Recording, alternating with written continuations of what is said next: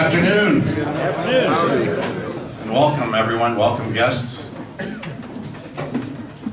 On behalf of the Pro Football Hall of Fame and the Pro Football Hall of Fame Luncheon Club Board of Directors, I call to order the 23rd meeting of the 61st year of the Pro Football Hall of Fame Luncheon Club. Our invocation, followed by the Pledge of Allegiance, will be given by Pastor Ed Barnes from the North Industry Christian Church. Pastor. Let's pray together. Heavenly Father, we're so thankful for this day. Thankful for the time that everyone here can get together. I see that there's great friendships here, and so we ask that you bless the time. We can see that you've already blessed the time. Thank you for the food that we shared together here just recently, and we thank you for all of those who prepared it and served it to us. We'll just ask that you bless the rest of the time together, and Lord, we thank you again for who you are. And it's in your Son's name that we all pray. Amen. Amen. I pledge allegiance to the flag of the United States of America and to the republic for which it stands, one nation, under God, indivisible, with liberty and justice for all.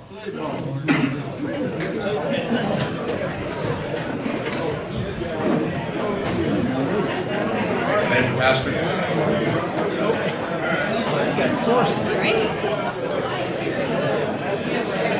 Gotta have somebody in the back pocket. Well, it's great to be back. Thank you, Dennis Manzella, for filling in last week. I appreciate that.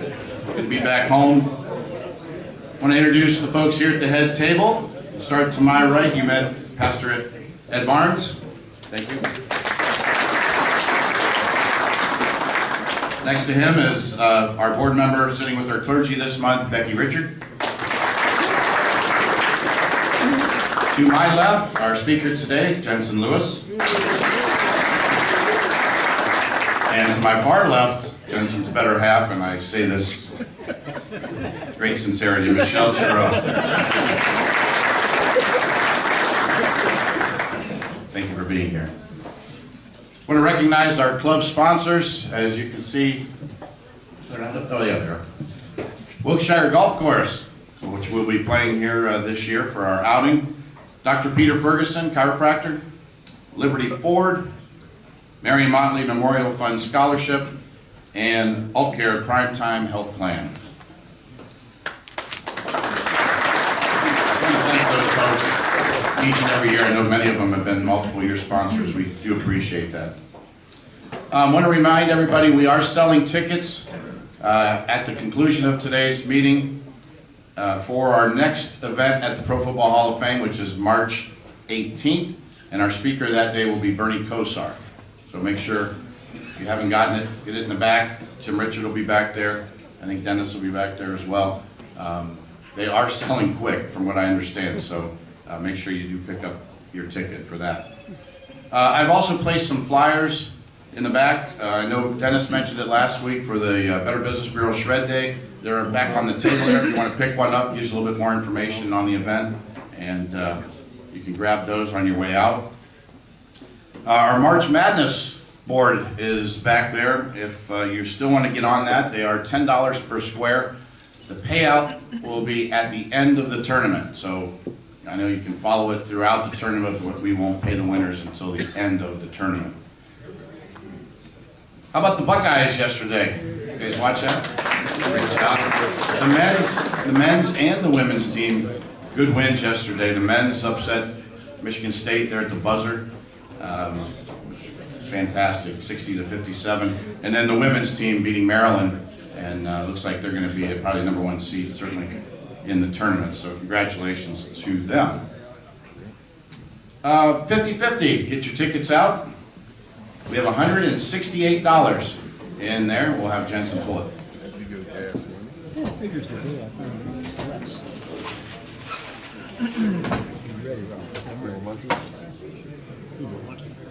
My ticket every week is turned a little bit. I bet you can get the first three. And the right color too. Oh, I don't want to make that mistake again. Do it. 068 615. 068 615. Turn red. No, over here. Ozzy has the money, and right over here, Oz.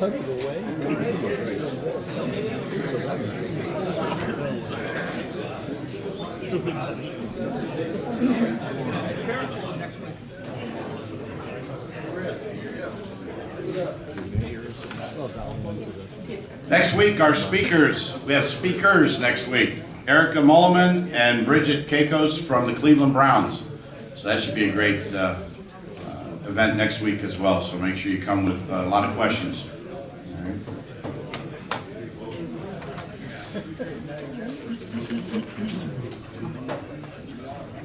Well, I get the honor this week of introducing our speaker.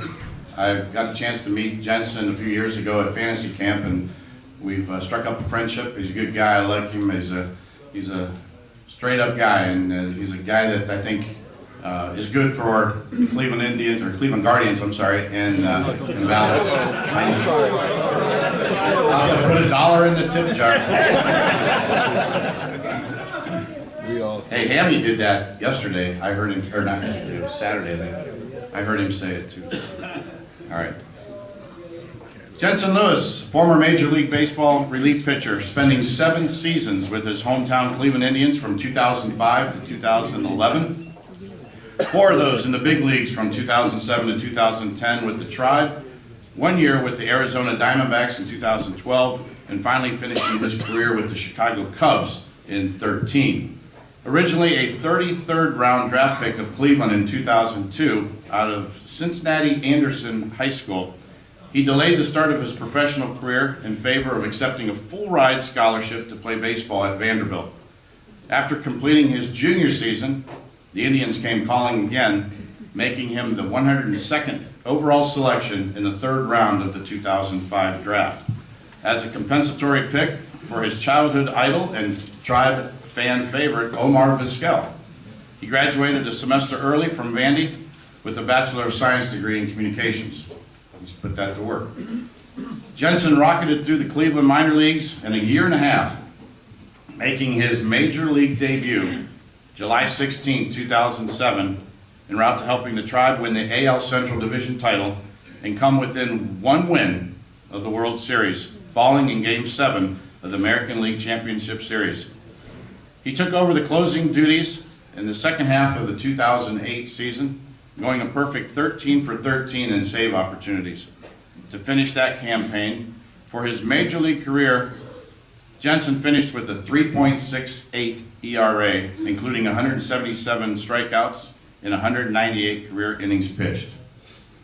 A career highlight came in 2010, when Jensen received a nomination for the prestigious Roberto Clemente Award. I think I mentioned this last time Jensen was here. Given to the player who combines dedication to giving back to the community with outstanding skills on the baseball field. It recognizes players who best represent the game of baseball through sportsmanship, community involvement, and positive contributions to their club. He continues to serve Cleveland Indians Guardians charities regularly, including now 5 years at Guardians Fantasy Camp and over a decade attending the Guardians charity golf outing at Quail Hollow. Jensen transitioned seamlessly in 2013 into a media career, and that enters his 12th year as a multifaceted air personality. You see him and hear him locally in television as co-host of Guardians Live, as well as recently filling in anchoring on WKYC Sportscast. I saw you on that, it was pretty good. For almost a decade, he's hosted on News Radio WTAM 1100 and 97.1 The Fan WBNS in Columbus. It's the flagship station of the Ohio State Buckeyes. He's expanded his brand nationally, appearing on Peacock's Sunday Morning Leadoff pre- and post-game show, featured hits on MLB Network, and co-hosting on SiriusXM MLB Network Radio. Jensen continues expanding his horizons too as a keynote speaker at area high schools, colleges, and corporations. Let's give a big Pro Football Hall of Fame Luncheon Club welcome to my friend Jensen Lewis.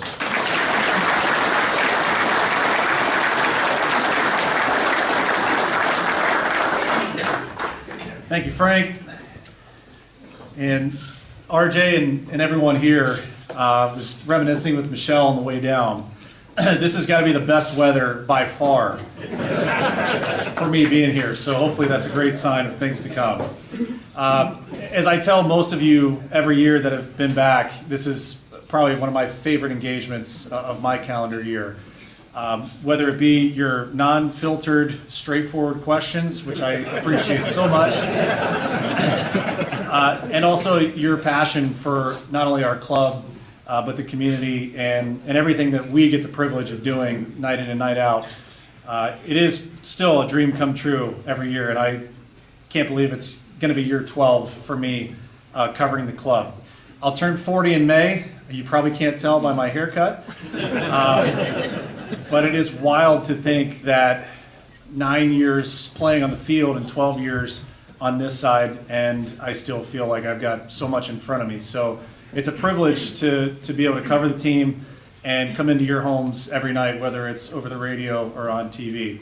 As many of you know who have heard me in the past, I'm going to keep my end short because I love talking to you about our club and any other probing questions you may have. So for people that don't know, and Frank did a great job of kind of chronicling my life story. My grandparents grew up in Medina. My parents are high school sweethearts from Medina High. And I have roots in this community for over 30 years. And I am still proud to say that I wore my Omar Vizquel jersey to high school in front of all my friends who were Cincinnati Reds fans watching October baseball at home. So that will never die. This is my 5th year coming back from fantasy camp, and it is still a pinch me moment for me because these guys that I get to share the locker room with on the pro side were the ones that, as a high schooler, I was just in awe of. So safe to say, after this last camp, being able to sit with Jarrett Wright in the hot tub and hear all the crazy, and I mean crazy stories from him, but still sitting there saying, like, dude, I can't believe I saw you when you were just a young rookie, and I can totally level with where you were in the postseason and in your career and now where we are. So those are always moments for me that I'll never forget, and I always cherish being able to go there every single year. As far as our team this year, I know we've got a couple of games under our belt for spring training. A new era, to say the least, right? Terry Francona was one of the greats of all time. We will miss him in a lot of ways, but I will tell you that even as the ships crossed in the middle of the night between the end of my career and the beginning of Stephen Vogt's career, I think a lot of us knew early on, even as a player, that he was going to be someone special. And whatever on-ramp time it takes for him to get into the speed of the game and to make those decisions day in and day out, I can promise you I don't think it'll be long before he is right up there and right with everything that we need to be successful on the field. A new coaching staff, almost like completely starting a new book, if you will. And I think that's a lot of what we'll see this year. A lot of young kids back. We have our core that's in place. Our starting pitching, I'm keeping my fingers crossed we can stay healthy for most of the year because as many of you know, we're just a couple years removed from basically Shane, Tristan, and Cal Quantrill starting 30-plus games and getting us into the postseason. I can already anticipate one of your questions. Where will the offense come from? We're all going to find out together. And that's the short answer. The long answer is we may have a lot of auditions. We may have a lot of different people in different spots. And a lot of that's predicated on where Stephen wants to have lineup construction, where the front office wants to have those people. I don't know if what we see leaving Goodyear is the lineup we'll see at the end of the season. I really feel that in not only a transition year from the manager spot, but also, how are we going to look from a youth standpoint? I'll try and answer as many of those questions as I can, but I think the one overarching theme is they're going to have to see what they can do on the field, plain and simple. And that's not just spring training. That may be a couple of years in a row here. As far as, I think last year I answered this question, hey, we're back on Valley Sports Great Lakes, at least for one more year. All right, you guys, same time, same station. You know where we're going to find us this year. After this year, I said it again last year, who knows? that's pretty much the same thing. We know as much as you guys do. So as soon as there's any more news on that, I know Michelle and I don't want to go through another off season of like, where are we going to be? The show's going to go on. We'll just have to figure out where that's going to be. And either way, it's awesome to be back on TV and be with you guys. So if there's anything specific you want me to get into, I'm happy to do that. But I think overall, as we look at this group and we look at the division, let's start there.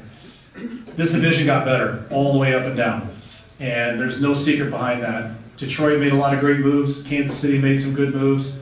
I think when you look at Minnesota was kind of in the same boat as us, as Texas, with some of the other teams that had the Valley RSN issues. They were not able to really expand payroll if they wanted to.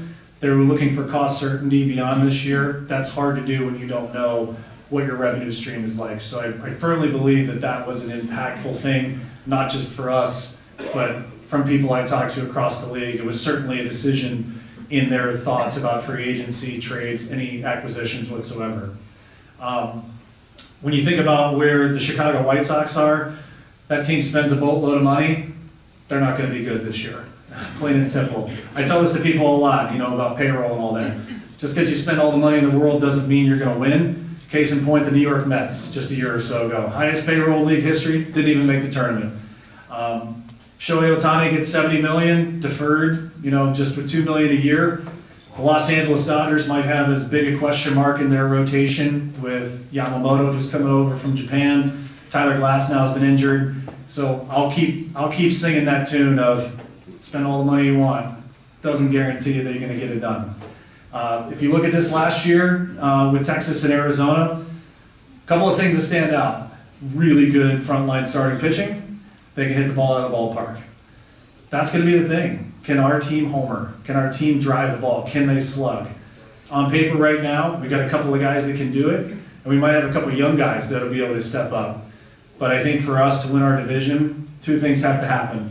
Shane and Tristan, they got to be healthy. And our young kids, and Tanner and Gavin and Logan, man, what a year for those three. I mean, to really be put into the fire at a moment's notice and have to perform, that's an incredible job, not only for them, but our player development system, having them ready to be able to hit the ground running. I can't stress how hard that is at the big league level, especially in our day and age of hitters and the pitch clock. Rule changes. I know I sat up here last year and we talked, hey, what would it look like? Is everyone happy with the product? Wow, good. I'm going to get some questions on that. All right. I know I'm happy getting home a half hour earlier, but I also know that we're just getting started with what the game could evolve into. Whether that's automatic strike zone, whether that's batter challenges, there's going to be other things that happen. And on the backdrop of, we now know that the commissioner is going to step down in 2029, there's a whole nother changing of the guard of what the game could evolve and look like. So with that, I told Frank that this is usually a good time to get as many questions as I can. I'll do as many as I can, so I'll open it up to you guys. You talked about the 40-man roster. Where's our right-handed power going to come from? Question was, where's the right-handed power? And is John Kinsey Noel, and I think the new guy you got from Arizona? Yeah. They're the only ones right-handed other than Rodriguez. Yeah, so Davison De Los Santos, a name you guys will probably see a lot in camp, the Rule 5 pick from Arizona. Everyone I talk to from over the Diamondback side is the power's real. It's there. The two hurdles for him, he hasn't played above AA, and I'll tell you from experience, pitchers make really, really good adjustments just in the jump to AAA, let alone to the big leagues. So I think the theme has kind of been the impact first and what that potential is going to be. I think he's going to get a lot of opportunities to try and make the club. And for people that don't know, Rule 5 picks, you have to stay on the big league roster the entirety of the season, or at any point if the club decides they don't want that player there anymore, they have to offer him back to the club that they acquired him from. So they would have to offer him back to Arizona. He's only 20, right? He's a young pup. Yeah, I'm going to be 40 in May. Does he think he looks like he's 20? He's a big boy. He's a huge human, and that's great. 28 home runs last year? Yeah. He's kind of like the Albert Bell reincarnated for us, right? That would be fun. That would be good. But to answer your question, I would say that, yeah, Noel's a guy to watch. And I think a couple of our other guys, even though they're not right-handed, but Kyle Manzardo, I think is one of my favorite guys to watch. What happens in the outfield overall. Will Brennan, I know, tailed off a little bit last year, but I think he's going to get opportunities to be able to win that job. And a lot of it may come down to, hey, in our day and age of analytics, a lot of front offices like to match up the left-handed bats against the right-handed starters and vice versa. So we'll kind of see what happens from there. Yes? Do you think Miles Straw will be our starting center fielder? Wow. I'm glad I'm not making the lineup card already. The reports are pretty good that he came in, changed up, did some work with the swing in the offseason. A lot for him is just putting the ball in play, right? I think there's been a lot of issues with that. If he can do that on a regular basis, then I think he challenges. That's the biggest question mark for me. I don't think we have an answer today. And I think they're going to use camp really for the outfield specifically. You have Laureano, you have Brennan. What does it look like with obviously keeping Quan in left field? Does it make sense to perhaps carry an extra outfielder or so if they feel that offense is going to be there? What coaches are gone? It's a pretty big turnover. If you think about just where the internal, or the right next to where Tito was, so DeMarlo Hale is gone now in Toronto. Craig Albernaz is now the de facto bench coach there with Kai Correa. But ironically, both those guys were managerial candidates for some of the other openings in Major League Baseball. Brad Goldberg's our bullpen coach now. Met Brad down in Akron this past year. It's a young staff. It's really good. Carl Willis is back. Obviously, Chris Valleca is back as well as our hitting coach.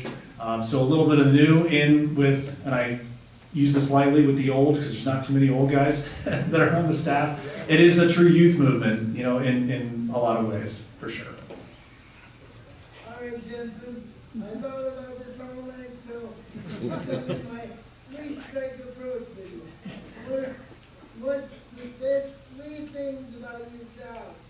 The best three things about my job? Do I have all night to think about it and answer? No? All right, these are easy. These guys play a kid's game for money, and I get paid to watch sports and talk about it. That's pretty darn good. Number two, I've told you this for years, right? This is my childhood dream team. This is who I grew up loving. This is who I grew up wanting to play for. Now I get the three-strike approach. I get to cover them now too. That's pretty good. And then third, God willing, I'd love to be a part of this organization for a long, long time. Like I said, this is my community. This is where I cut my teeth trying to make the club. Still have the old cut-off white jerseys, if you guys remember on Sundays. We had the Chief Wahoo and we wore the whites. Still have that one. And I just love this place. And I hope I can stay here a long time. Yeah,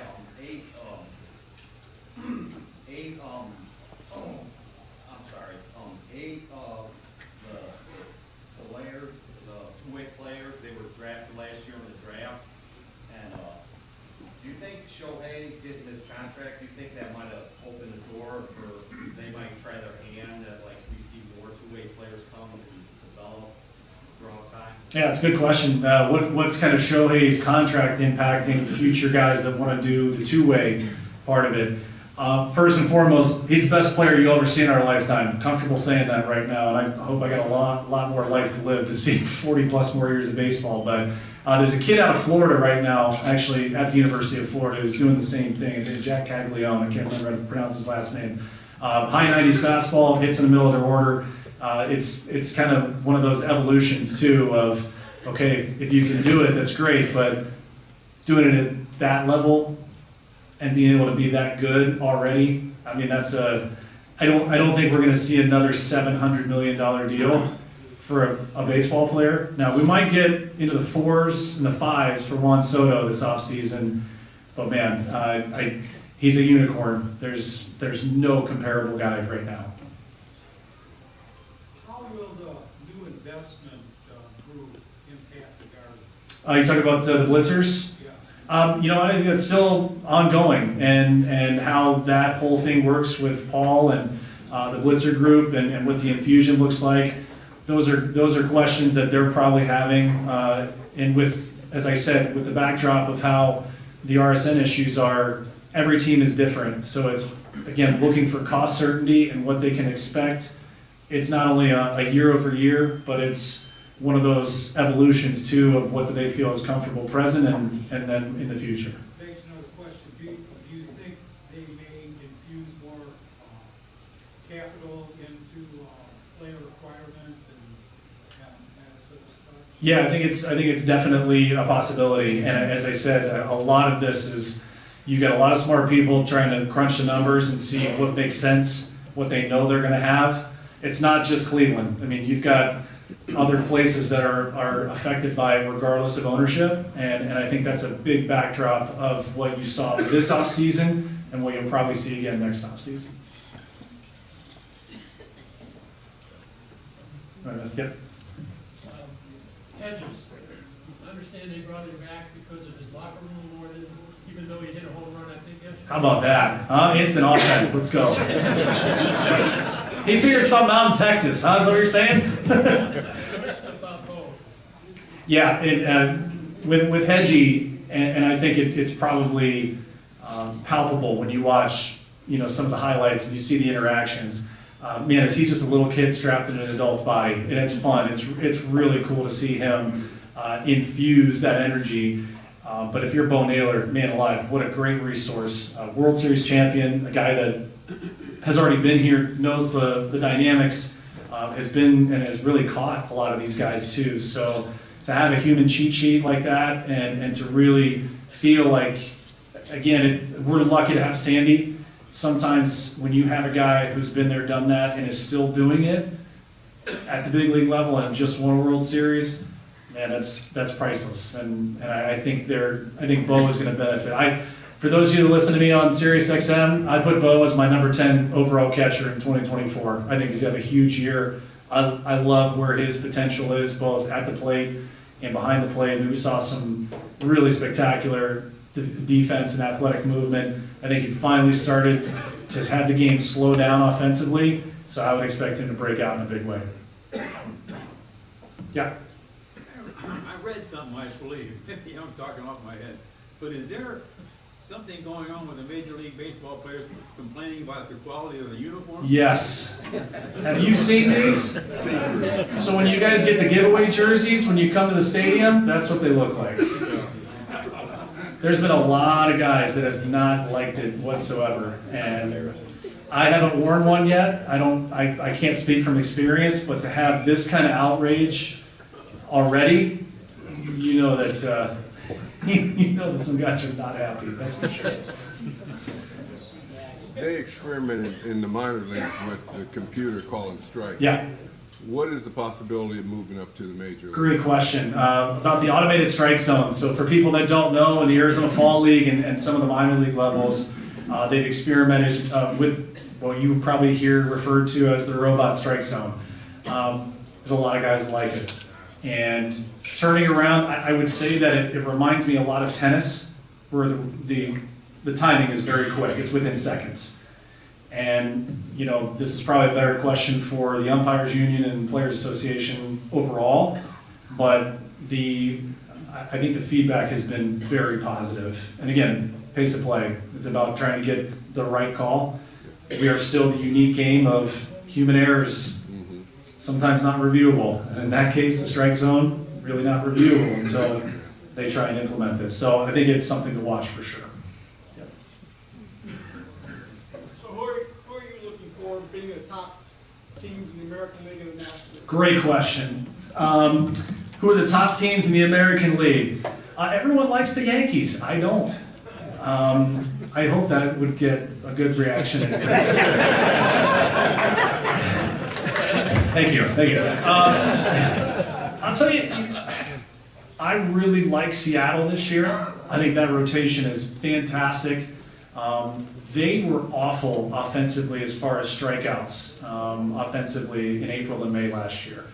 I can't see that lightning bolt hitting again. I think they're too good on the mound. They got a ton of great swing and miss guys in the bullpen. I'll be fascinated to see what Texas does because it's so different the year after you win the World Series. Everyone's forgetting Houston right now. I think that's bad. They're really good, and they're so deep. Like Verlander can take as much time as he needs to get healthy. I think if you take Houston for granted, then you're in deep trouble. Love to see what Baltimore can do for an encore. That is a fun team to watch. Even the injury to Bradish and getting Corbin Burns, I think they're going to be very solid. And then Tampa Bay, whatever cheat code they've got, it really doesn't matter who they roll out there. They figure out 4, 5, 6 guys from their minor leagues to develop and instantly impact their club. And then I think the one team that I would probably circle right now is Toronto. I think Toronto is loaded for bear. I think they have got a really, really deep club, and boy are they due. I mean, 3 years in a row of the offense evaporating in the playoffs, and it's got to be Game 7 urgency for them right now, and I think that's what they feel. National League, Braves are going to be good. I think Philly's going to be really good. I really want the Reds to be good so we can have, an I-71 World Series. That would be great. I think both the Central divisions got tighter than they've been in the last 5 to 10 years. It wouldn't shock me if both divisions come down to the final 2 series of the regular season, which would be awesome. The West, Arizona got better, if that's even fathomable after going to the World Series. They got better.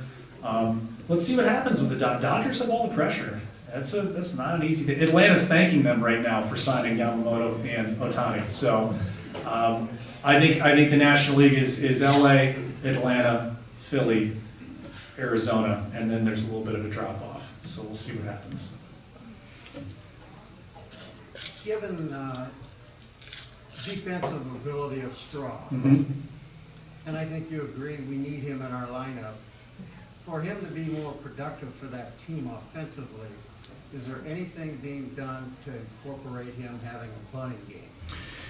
It might be a question about Straw, just, implementing, perhaps the bunt or, being able to improve offensively. I think that was part of what they did this offseason with his swing anyway, just from the sheer fact of putting more balls in play and a little bit more play discipline. So I'm anxious to see, I probably won't pass judgment in the first couple weeks of camp, but I wonder if they figure out a way to rotate a few guys. Because you're right, the defense is Gold Glove caliber, we know that. But anxious to kind of see if those off-season adjustments have made a difference. I'd like you to make a promise this year that you will interview our third baseman without an interpreter. Hosey and I have had a lot of conversations in English, and he's with it, and he's put in a lot of work to be not only a great leader, but in that clubhouse too. And I would give him, and a lot of our Latin American guys, I'll tell you this, I was blown away. I got to do all the minor league interviews for Valley Sports Great Lakes, and the amount of guys where English is not their native language, they all to a man were like, we don't want to have, the translator, interpreter, anything like that. And I know the amount of Spanish that I learned in college and that I had to learn through the minors and be able to communicate. There were times I had all Latin American infield and a Latin American catcher, and you got to be able to make it work. I mean, your success depends on what they do behind you, and I give all our guys and our organization a ton of credit. You saw a lot with Andres Jimenez too. I mean, the leaps and bounds that he made, that's all him putting in the work. So I give those guys a ton of credit for what they've done with the media side. Yes? Also, do you think, football now is going through Europe? Do you think the Major League Baseball will start doing that also, or go to Asia or whatever? I believe the Phillies and the Mets are in Great Britain this year, or they're over in Europe. They have a series over there. I know Mexico City has been rumored as a possible expansion city. We'll see. But I know growing the game, has been a huge part of what Rob Manfred wants to do.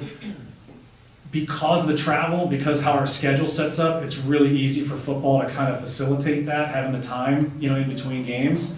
I don't know how they would do that just because of talk to any West Coast team. The Angels schedule, they have to go back and forth from the East Coast twice in the first 2 weeks of the season.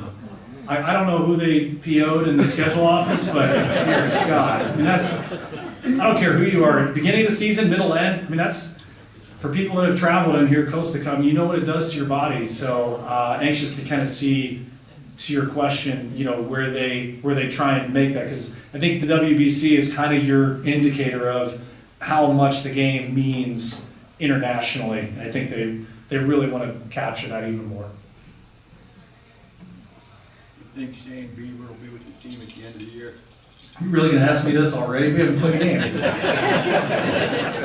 Do I think Bieber will be here at the end of the year? A lot of that is standings based. That's the stock answer, I think. But also, I think they're cognizant that the work he's put in the off season, we've seen some of the velocity uptick as well, which is great. For people that don't know, there's constant conversations about every player on every team. Whether there's a market for that, I think a lot of that is based on where the club is. I always say it's plus or minus 3 at the trade deadline. If you're within a series or two, you gotta go for it. And if there's any division that you don't have to win 100 games to get into the postseason, this one's it. So anxious to see where they are, in the middle of July, for sure.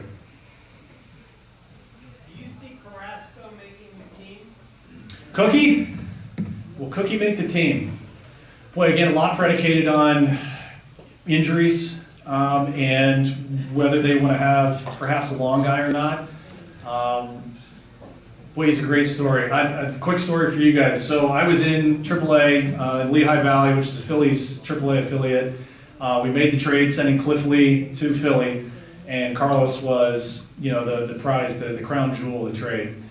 And in true movie fashion, it was like 2 o'clock, and I think by 4:30 or 5 o'clock, he had walked over from their dugout to our dugout. Like, oh, hey man, cool, you're with us now. And it was one of those crazy things, But I think we knew early on, whether it was his first or second start, it's electric. And obviously, with his career and everything he's gone through on and off the field, I hope that at some point he's with us, because he deserves the recognition from not only the team, but what that ovation would look like for him coming in. I know he said he's wanted to retire here, and just what a great ambassador, for our organization. Whether this is the final stop for him or not, I hope he gets a chance, really do. What do you attribute the rapid decline of Oscar Gonzalez? Wow. Have you seen the movie Major League? When Serrano has trouble with the breaking ball. Kind of saw it play out in real life, right? I'm telling you, we are so good in our game about being able to exploit when either hitters or pitchers show weakness. And guys are so precise at our level about being able to go to that. And it's incumbent upon hitter and pitcher to make the adjustment. So that's part of it. And then confidence, man. You guys know it wasn't too long ago where, he's winning a postseason game, winning a series for us, the walk-off homer, and, then year to year, that's why it's so hard to be successful for a long time in our game. I went to the postseason my rookie year, never made it back. There's guys that play 10 years in the minor leagues, never get a shot. Could they succeed here? Yeah, maybe for a week or two, and then they get exposed. So I'd say it's a combination of things. They figured out what he couldn't do, and they went after it, and he just couldn't really make the adjustment in his time here. Could you go through the bullpen, and who's going to be the closer this year? Manuel Clase is our closer, and he's here. Let's go. Heck yeah. And we made a trade for Scott Barlow. If you've seen when we played Kansas City, really kind of a Swiss Army knife for them. He could set up, he could close. I think that's a huge addition for them. Sam Henches will be in the back there as well. It's a pretty deep pen, and I think just maybe a question or two of, does Steven want to carry just 7 relievers, or does he want to carry 8? So yet again, I think it'll be an effective group, and kind of anxious to see where Scott fits in front of Emmanuel this year. You think Karen Check can figure it out? I hope so. I hope Karen Check can figure it out. You know, and that, again, that kind of goes back to the gentleman's question back there about Oscar is, part of that is, you know, the mental side too, of knowing that, hey, I still got it, I can still do it. Might have to tweak how you went about getting guys out. But if there's anyone that has the athletic ability, like a God-given ability to do it, I mean, you just don't roll out of bed having that kind of breaking ball and that kind of fastball and that arm. And I think he's in a position to help this club and find a meaningful role if he believes in himself and he can go out there and execute. All the way to the back. I think, speaking of Karen Check, I think that clock bothers him more than anything. But I also read recently that he's having some shoulder problems. Is that true? Yeah, I believe he's they're working him through some of those issues, and I'll tell you what, the pitch clock is a fascinating case study in just a year, and for me when it started, like I just could only put myself in that situation of it never really would have affected me. I worked quick. I didn't want my infielder standing around. I wanted to go. I want to go watch our hitters hit. Some guys, it's this. I think you'll see as we move 3, 5, 10 years out from this rule change, the adaptation for guys, because you have to remember, everyone had been up to a year or so ago used to being able to do their own routine. And that goes for starters too. Like if anyone's been to Colorado or Arizona, you know, altitude, dryness, like takes you a while to recover, right? You're just walking around. Imagine having to throw a pitch, you know, every 18 seconds and be effective with it. So you're completely correct that I think it was an adjustment for routine, pitch to pitch, just understanding what he needed to get his body in the right spot and his mind in the right mind frame, if you will. But I think that's league-wide too. I don't think he's just an isolated case. Yeah. Who's your choice at shortstop? Oh, man, embarrassment of riches at shortstop, huh? Brian Rocchio, Gabe Arias. Arias is probably going to have an opportunity if he can show that he can hit the left-handed pitching. I know it's well documented that he was really bad against lefties last year, and I think they're going to give him every opportunity to show, at least in camp, he can do it. But man, watching Rocchio take some balls and just this, he reminds me of Omar with the smoothness, like he's on time. Everything is easy, and this is a hard position to play, but man, he makes it look real easy for sure.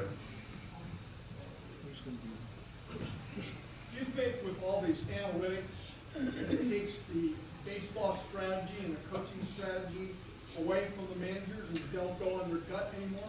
Yeah, you know, analytics is not going away anytime soon. The old eye test and marrying that. I think there are unique abilities to take what's on the iPad or take the advanced reports and marry that with, hey man, your stuff's better than his, plain and simple. Like, you just got to trust it.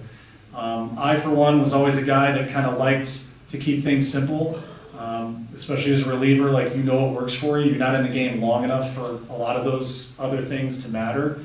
But as far as making a scouting report, making a plan of execution for your starter and things of that nature, yeah, but it's not a video game. There's no formula out there that can compute, hey, you know, you had a family emergency the night before, you didn't sleep, but, you know, the computer program says you're supposed to go 3 for 4 against this guy today. Like, it's just, it's one of those balances of, it's great to get you prepared, but sometimes it's man against man. I don't know how many people here have, you know, grandchildren and specifically grandsons that are just in these showcases where they're just worried about how hard you throw it and how far you can hit it. Like, you know, this is competition. You gotta be able to have the mindset to execute it. So there's things that are comprehensive on it, But there's also some things too from just a mental standpoint of there's no computer program out there that's going to be able to have a fair value, if you will. How do you feel about our second baseman's chances of continuing to be improving, and I think he's gonna be one of the best ever. Question was, how do we feel about Andres Jimenez at second? Platinum Award winner, $100 million richer. I would say he's going to be here for the long haul. Isn't it amazing when you go back to that Frankie Lindor trade and you kind of see where I think both sides could say they feel pretty good about what they have. And to think of Andres' evolution from the hitting side, we knew the defense was going to be there. He was ready to go from day one. But I think his ability now to drive the ball and believe in his approach, even when things might be a little rough, I mean, that's a mark of an all-star and someone who has figured out what to really focus on and what to kind of leave behind. So I give him all the credit for really making those adjustments in a quick amount of time under pressure. I mean, you basically traded for the face of the franchise here, and to make it turn around in just a couple of years for what he's done, that's pretty big credit to the player for sure. Yeah, all the way back. A what? Oh boy, family program here. Okay. I'll go back to fantasy camp, right? Frank knows from being there a few years that the final day of camp is a Friday. It's the pros versus the Joes game, so we all, as the pros, get to play against every one of the teams for an inning. And I started. Now again, I joked I was the opener for our staff. You know, as you guys know, speaking of analytics, my numbers were going to be good against the first team we face. I'm kidding, but at any rate, so we're mapping out for ourselves. You know, who's going to? We got to cover 8 innings basically. I was ready to go back out for the second inning, and here comes Jarrett Wright. Okay, and he had cut the sleeves, Major League style, off his jersey. Okay, we auction these jerseys at the end of camp, like so someone's going to bid on this, and it's a 1-of-1 cut sleeve Jarrett Wright jersey. Well, he starts warming up, and he's just throwing BBs. Like, I mean, I'm standing out there like, you're going to kill somebody. Like, this, what's going on? So he's just, and I mean, this is like, it's not 95 when he was in the World Series, but it's humming in there. And I think it was against my team that I had coached through the week. We had a mom who was our last hitter, and he airmails her, you know, right over, like just buzzes her tower. It's like, oh my God, no one's coming back next year. But he couldn't have been nicer. And to wrap it up with the hot tub, you would have thought it was like a campfire.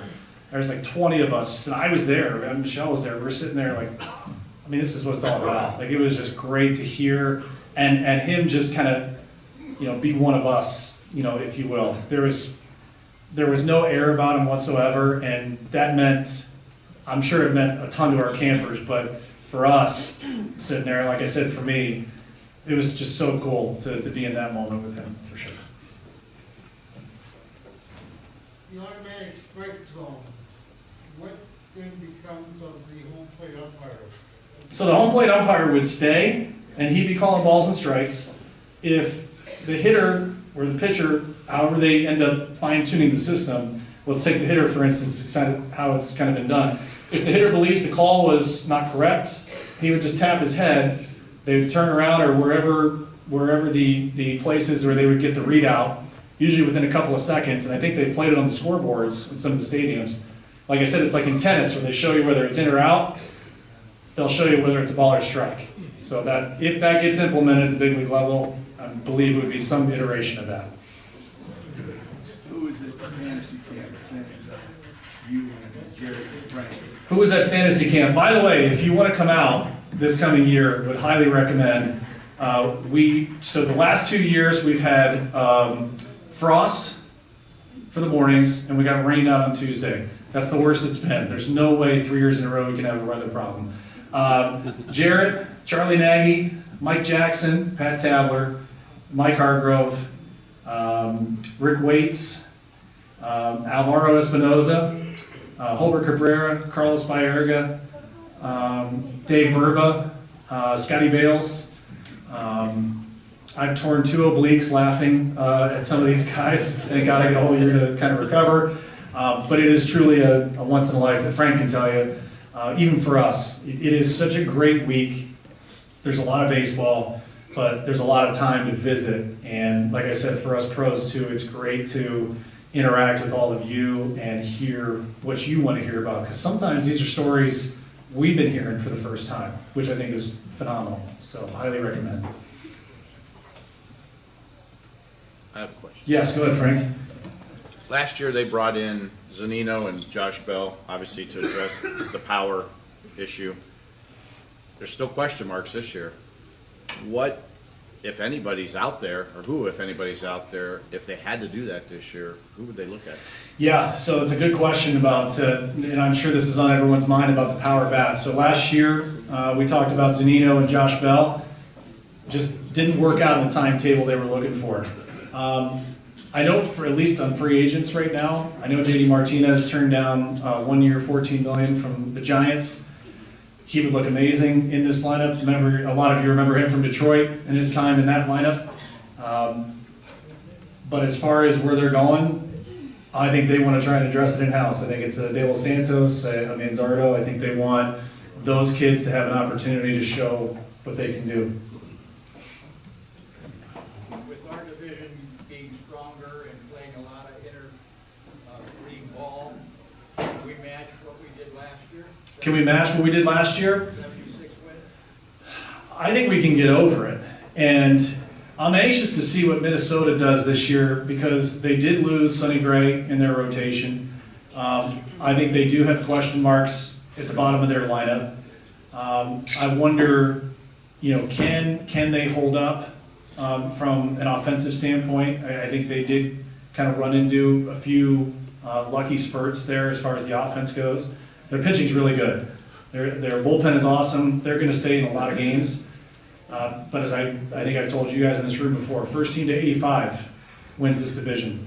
And with how good these teams have gotten, it might be it. It might be it. Somebody told me today that the Indians lost like 31 one-run games last year. 31. Something like that. Yeah, if you won half of those, you have a great record. There you I don't know go. what the league average is for each team that loses one-run games, but that's an interesting statistic. And I believe just the year prior to that, we won, 32 games in our final at bat. Baseball's awesome, isn't it? Year to year. Like, how do you... Yeah, and I'll answer your question just from a bullpen perspective. So I get a lot of questions about Emmanuel Clase. What happened last year? It was how many one-run games, how many tie games was he in? And you're asking someone to do and be perfect pretty much every time out. And unfortunately, I believe it was the year prior, or pretty much every situation, he was perfect. So to kind of roundaboutly answer your question, it is so different year to year, but you hope that increased offense keeps you from being in those tight games. That ninth inning is always tough. Seems like everybody does. Tell me about it. 1,000% better pitching than last year. Thank you. It wasn't tough for me. You're right. That's right.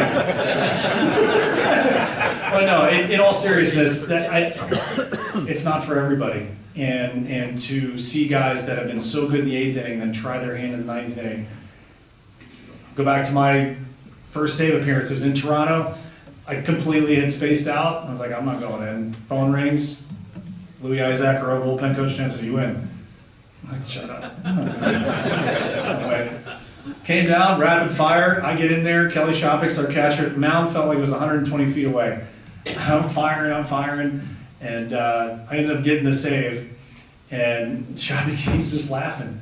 He goes, never in doubt, dude. I'm like, you gotta be kidding me. I'm ready to clinch today. Like, this is crazy. So, and I mean, going through all kinds of different scenarios in 2 months, coming in for 4-out saves, you come in the 8th, you get that adrenaline rush. That's the hardest thing for guys to do. You come in a huge situation, you shut it down, then you have to get back up. It's just so hard to do. So I applaud all those guys that make it look easy. What's your take on Omar's Vizquel situation? I don't know enough about it, and unfortunately, it's one of those things that you hope gets remedied in the right way. So, yeah, I don't have much more. In your pitching career, Jensen, who was the toughest batter you ever faced? Just by the numbers Just or overall? Well, Kevin Youkilis hit .714 against me in his career, so the only thing I didn't try against him was underhanding it, so that was it. I think Manny Ramirez, when he was with Boston, he just, if he wasn't looking for a pitch, he wouldn't swing. The tail goes, you could throw him 3 heaters down and away. If he's not looking for a fastball, he'll leave the bat on his shoulder, walk back to the dugout.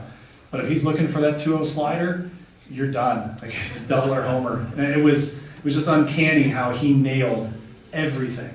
Maglio Ordonez, same way. I think he had an average exit velo of 1 million off me. Some were out, some were not. Guys are so good at this level about when they're in advantage counts, so 1-0, 2-0, 2-1, 3-1, when they're ahead in the count, if you miss, it's an extra base hit. I mean, just book it. That's the difference from AAA to the big leagues and why it's such a huge difference when you make that jump. Any contact with Tito? Any contact with Tito? Yeah, actually, I think I remember now. I want to say, I don't know if he's going to be out at camp at all, but I know he's going to have a role with the club. I'm not sure if they've announced what that'll be yet, but he'll be around. You know he will be. Can you get his scooter back? I believe, yeah. That might be a question for Cleveland police. Don't have the case file on that, but that's a wild story. It really was. Jensen, if we stay healthy this year, what's your prediction on our record? Are you asking because we're in a legal betting jurisdiction or what? 360. Yeah, right. I would say the two things, if we're going to win the division, the two things would be health of the starting pitching, and I think one of the young kids, whether it's Manzardo, De Los Santos, we need one more bat right there, and if it's internal, great. I do think Hosey, Josh, God, if Josh doesn't get hurt, man, sky's the limit. 97 ribbies and he still missed a month or so. That's ridiculous. I think Andres Jimenez is gonna have a big year. I already told you about Bo. I think he's gonna be great. You get one more bat, it's all there for the taking. If you guys know, I mean, you get in, you get hot at the right time. We will probably be one of the last teams people want to face as far as our pitching goes. Is there a rivalry, like in football you have like Cleveland and Pittsburgh? I mean, is there like Cleveland and the Tigers? Rivalry? Hell yeah, the Ohio Cup every year. Come on. It is unique, right? And I think now because of the balanced schedule, I'll tell you, talk to me when we have expansion in a couple of years. Because I wouldn't be surprised if you do division realignment, kind of how football did theirs. I think if you could get a division in which it would be us, Cincinnati, Pittsburgh, Detroit. First of all, what a great ability to travel. I mean, in and around. You could schedule the heck out of that. We play so many games though, I would say if I had been the schedulers and you really want, for us, when we had the sellout streak at the Jake, I was living in Cincinnati at high school at the time. And when the Indians came down and played at Riverfront, it was like 70% Tribe fans. It was a home game. It was awesome. But you could only get tickets down there because the Jake was sold out. So we're like, hell yeah, we're going to go. It's the only time we're going to be able to see him in person. But with the balanced schedule now, I don't know if we'll get that. I really don't. But I wish they would put those games. They got no problem putting Chicago and New York on the weekend. I know Hammy's talked about it. Why not us? I mean, makes kind of too much sense. One more? All right, one more. One more. Do you have any insights from a couple of our local kids, Kyle Nicholas and Dylan Dingler, if they're going to stay in the bigs or all up? Yeah, it's a great question. So actually, I coached Kyle and Dylan when they were with Ohio Elite, and I got to tell you, it was great to see their development and really a rapid rise for them too. I wouldn't be surprised if both those guys have a chance to make their clubs, but it wouldn't shock me either if they're kind of those first people up. They're going to be really good for a long time, for sure. One quick one, yes. Yeah, honest question, when you was a pitcher. Yep. I've always heard this. Did the pitching coach ever tell you to go out there and let him hit the ball so we can get the game over with? That's usually the last game of spring training. It's typically We always used to say, let him hit the ball so we can get this damn game over with. Yeah, we when we wanted to break, we had a steakhouse reservation. We were ready to get the heck out of camp. And it was a fine if you went over a 3-pitch at bat. I joke. Thank you again, everybody.